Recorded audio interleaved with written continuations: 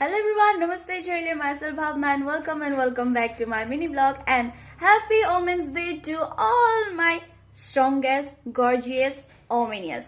ल सो म एउटा कुरा भन्न चाहन्छु मलाई सानैदेखिबाट आमा बाबाहरूले यति रोकटोक गर्नु हुन्न यो स्टेटमेन्ट भएन कि तँ छोरी मान्छे यो भनेर मलाई कहिले पनि भन्नु भएन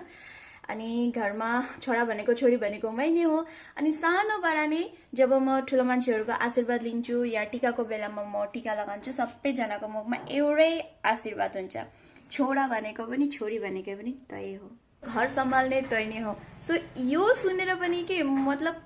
म बहुत खुसी म बहुत प्राउड फिल गर्छु कि या यस्तो एउटा फ्यामिलीबाट म बिलङ गर्छु जहाँ केटा र केटीको बिचमा केही डिफरेन्स छैन अनि हाम्रो